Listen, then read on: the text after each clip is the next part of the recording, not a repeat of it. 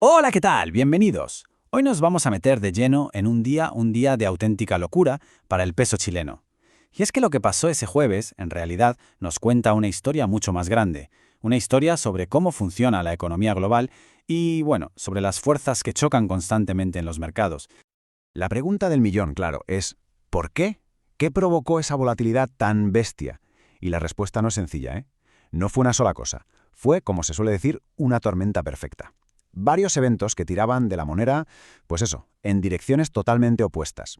Así que vamos a desgranarlo todo paso a paso para que se entienda bien. A ver, para que nos hagamos una idea de la montaña rusa que fue ese día, fijémonos en los números.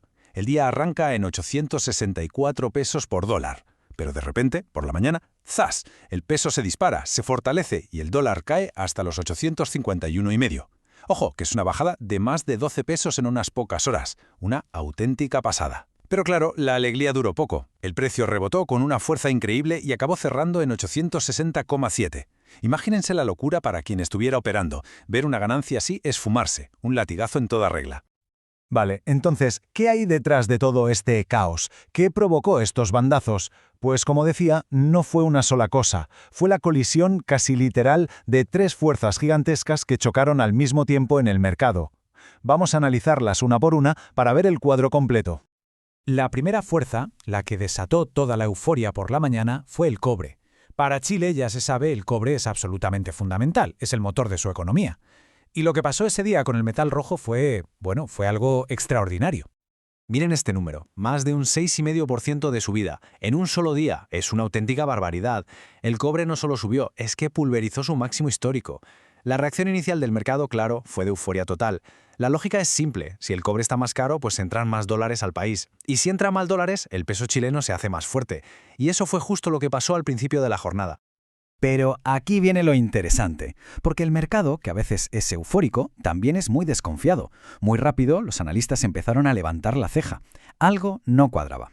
Y esta cita lo resume perfectamente. El precio justo del cobre, el que se basa en la oferta y la demanda real, estaba más bien cerca de los 5,22 dólares.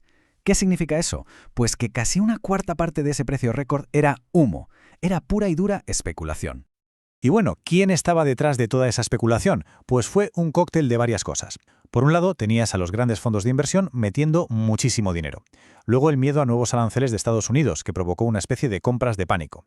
Y a todo esto se suma una tendencia general de los inversores de buscar refugio en activos duros, como los metales, cuando ven que la cosa se pone fea. Vamos, una mezcla explosiva. Vale, teníamos al cobre por las nubes, empujando al peso hacia arriba, pero entonces de repente entró en juego la segunda gran fuerza del día. Y esta venía a hacer justo lo contrario, a tirar del peso para abajo. La marea cambió por completo y el terremoto empezó en Wall Street. Y el detonante fue un desplome del 12% en un gigante como Microsoft. Ojo, que no es cualquier empresa. Esto es como tirar una piedra en un estanque. La onda expansiva fue inmediata. Se desató lo que en la jerga se llama aversión al riesgo, que para que nos entendamos es básicamente pánico. Cuando hay miedo, los inversores sacan su dinero de sitios que consideran más arriesgados, como las monedas de países como Chile, y se refugian en el dólar. Y esa estampida borró de un plumazo casi toda la subida que el peso había logrado gracias al cobre. Y como si la cosa no estuviera ya suficientemente complicada, había una tercera fuerza en juego. Una fuerza que estaba ahí, de fondo, como un run-run constante.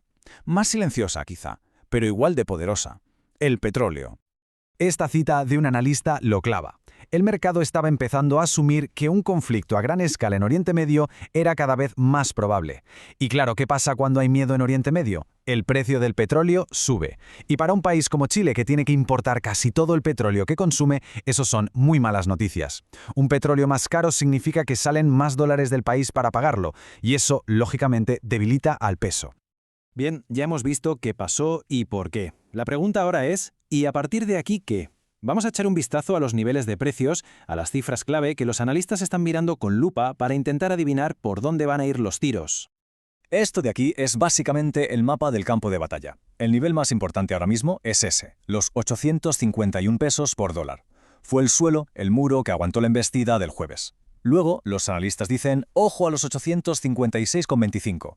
Si el dólar cierra la semana por debajo de ahí, es una buena señal para el peso. Pero si no lo consigue, si rebota, el siguiente objetivo al alza, la siguiente resistencia está en los 871. Es una lucha constante entre estos puntos clave. Al final, todo se resume en dos escenarios principales. El escenario optimista para el peso sería que el dólar a nivel mundial se calme, que el cobre aguante fuerte, y en ese caso el objetivo sería volver a la zona de 8,50-8,55. El escenario pesimista, pues todo lo contrario, que la cosa geopolítica se ponga peor o que haya alguna sorpresa con la inflación en Estados Unidos. Si pasa eso, el dólar podría atacar de nuevo la zona de 8,70-8,80. Entonces, para ir terminando, ¿con qué nos quedamos de todo esto? ¿Cuál es la gran lección que nos deja un día de tanto caos en el mercado? Pues la conclusión es que lo que presenciamos fue, literalmente, un tira y afloja, una batalla en tiempo real.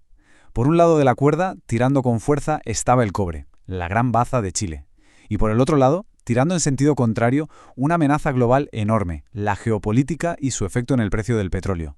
Dos gigantes chocando, luchando por ver quién arrastra el tipo de cambio a su terreno.